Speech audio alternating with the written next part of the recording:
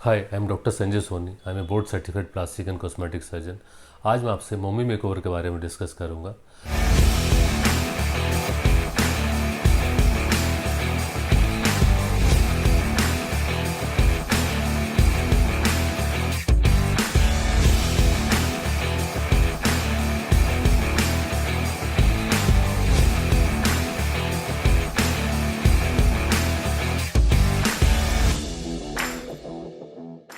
हमारे पास बहुत सारी लेडीज़ आती हैं जो प्रेगनेंसी के बाद अपनी बॉडी और ब्रेस्ट की शेप और साइज़ को लेकर काफ़ी वरीड होती है।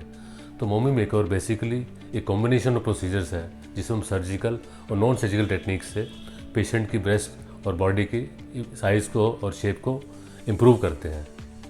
इन प्रोसीजर्स के बाद पेशेंट बेटर फिटिंग क्लोथ्स और स्विमवेयर पहन सकते हैं जिससे उनकी बॉडी इमेज और सेल्फ कॉन्फिडेंस बूस्टअप होता है। यहाँ मैं बताना चाहूँगा कि इन प्रोसीजर्स को यूजुअली हम डिलीवरी के 6 to 9 मंथ्स के बाद करते हैं, क्योंकि तब तक बॉडी और ब्रेस्ट का साइज एंड शेप स्टेबलाइज हो जाता है। तो सबसे पहले हम ब्रेस्ट के प्रोसीजर्स के बारे में बात करते हैं। जो सबसे कॉमन प्रोसीजर है उसको हम मेस्ट्रोपेक्सी बोलते हैं। बेसिकली प्रेगनेंसी के बाद जब ब्रेस्ट सैग हो जाती है तो उसको मेस्ट्रोपेक्सी से इम्प्रूव करते हैं। मेस्ट्रोपेक्सी में हम एक्सेस जो स्ट्रेच आउट स्किन है उसको रिमूव कर देते हैं। जो सैगिंग निपल है उसको थोड़ा ऊपर और फॉरवर्ड पोजीशन पर लेके आते हैं। अगर निपल का साइज़ बड़ा है तो उसको हम छोटा कर देते हैं। मेस्ट्रोपेक्सी के साथ साथ अगर ब्रेस्ट का साइज़ अगर पेशेंट को छोटा लगता है तो उसको हम ब्रेस्ट ऑगमेंटेशन से बड़ा करते हैं। ब्रेस्ट ऑगमेंटेशन के लिए हम सिलिकॉन इम्प्लांट यूज़ कर सकते हैं या फैट ट्रांसफ़र कर सकते हैं। और अगर पेशेंट को ब्रेस्ट का साइज़ बड़ा लगता है तो उसको हम रिडक्शन मैमोप्लास्टी से रीशेपिंग कर सकते हैं। सो नेक्स्ट हम टमी टक के बारे में डिस्कस करेंगे। Depending on patient requirement tummy tuck हम 3 तरह से करते हैं। First is mini tummy tuck, जिसमें पेशेंट की लूज स्किन बहुत थोड़ी सी होती है और उसको हम निकाल देते हैं। Next is classical tummy tuck, जिसमें पेशेंट की लूज स्किन को निकालते हैं। देन जो एक्सेस फैट होता है उसको लाइपोसक्शन से हम हटा देते हैं। देन मसल्स को टाइट करते हैं और लास्ट में बेली बटन को रीपोजिशन करके नॉर्मल पोजीशन पर लेके आते हैं।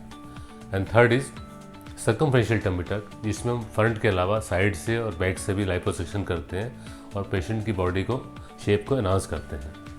इसके अलावा मोमी मेकओवर प्रोसीजर्स में कुछ और प्रोसीजर भी होते हैं, जैसे कि लटकी आर्म्स को हम आर्म लिफ्ट से ठीक करते हैं। देन थाई लिफ्ट है।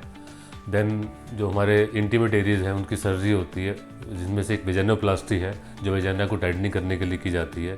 इसको हम सर्जरी से भी कर सकते हैं और लेज़र से भी कर सकते हैं। देन लेबिया प्लास्टी है और लेबिया की शेप को इम्प्रूव करने के लिए हम फैट इंजेक्शन भी करते हैं। So now you have decided to undergo for mommy makeover procedures. तो कुछ इंस्ट्रक्शंस और प्रिकॉशंस हमें फॉलो करनी होती है।